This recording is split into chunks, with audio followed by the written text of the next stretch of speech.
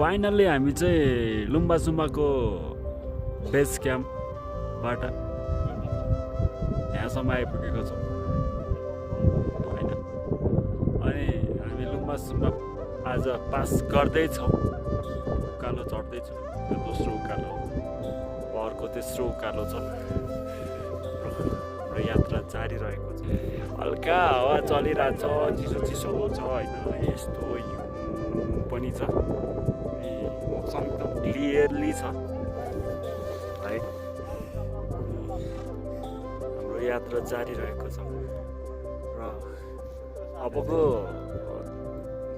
लगभग डेढ घन्टा पछि हामी लुम्बा जुम्बा हाई क्याम्प पास गर्नेछौँ है।